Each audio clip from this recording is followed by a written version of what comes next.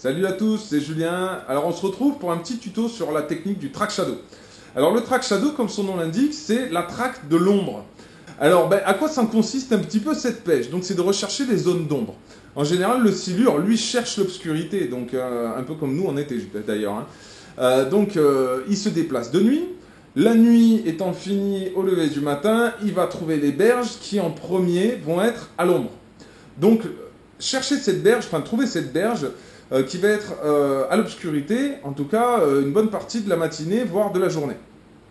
En premier.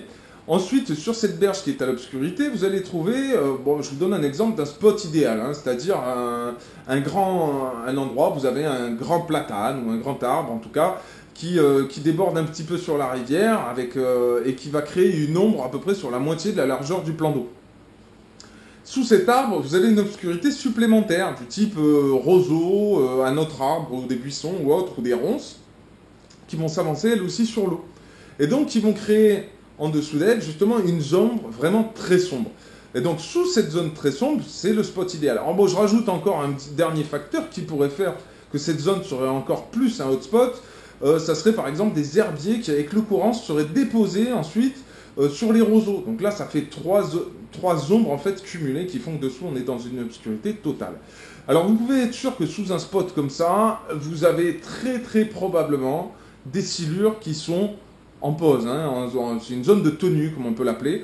Donc pas forcément hyper actif, mais bon, je veux dire, si on leur présente le leur à quelques centimètres, voire à 1 mètre de leur gueule, tôt ou tard, ils vont venir le voir, et puis ils vont aller goûter, voir ce que c'est. Donc c'est ce que vous allez faire, justement. Donc là, moi, je vous conseille de vous déplacer en flotte tube de manière furtive sur les berges, en montant doucement.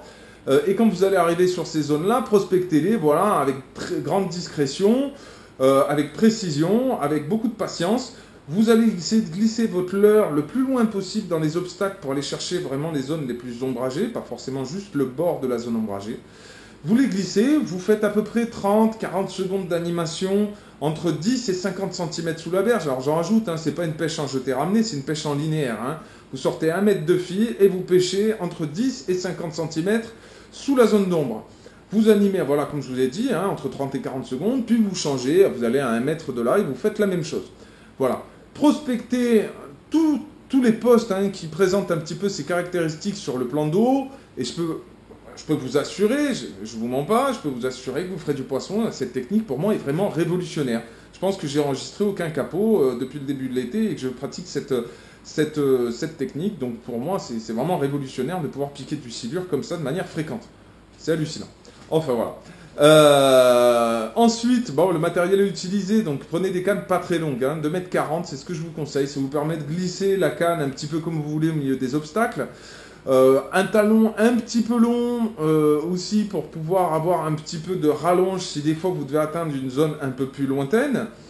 Une canne légère mais puissante pour pas vous casser le poignet et le bras en fin de journée. Le moulinet pareil, léger mais puissant. Au niveau des leurres, moi j'utilise des chattes pour une plus grande majorité, de couleur blanche pour la plus grande majorité. La taille 10 cm, 12 cm, pas très grand pour pouvoir les glisser facilement au milieu des obstacles. Voilà, un bon piquant en tout cas au niveau de l'hameçon, ça c'est hyper important parce que quand vous allez ferrer à bout de bras, vous allez mal ferrer. Donc le premier affairage sera mal fait et il y a un deuxième ferrage à faire qui est incontournable, c'est quand vous allez rapprocher la main de vous, la canne de vous, pardon, et pouvoir ferrer à deux mains finalement, et là de manière plus ample et plus généreuse pour pouvoir vraiment ferrer le poisson comme il se doit.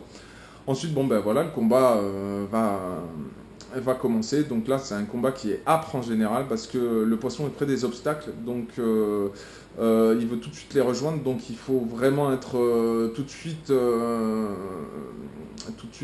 voilà, il faut être tout de suite efficace, palmer pour le contrer, enfin voilà. Donc ensuite, l'avantage de cette technique, encore une fois, c'est de pouvoir sortir en été et faire du poisson, donc profitez-en un maximum. J'en profite aussi pour vous dire, c'est vrai, quand vous allez remonter le cours d'eau discrètement, il se peut que vous croisiez dans des zones d'ombre, justement, des silures en déplacement. Alors là, c'est pareil, ça devient une pêche d'opportuniste, vous allez pouvoir vraiment en profiter un maximum, parce que un silure en déplacement en pleine journée sur les zones d'ombre, c'est un silure qui en général est très actif, et qui est en chasse. Donc là, profitez-en vraiment. Jetez-lui le leurre pas très loin de la gueule et vous allez voir que tout de suite vous allez avoir l'attaque en live, super vidéo si vous avez la GoPro et super souvenir quoi qu'il arrive. Donc profitez-en aussi.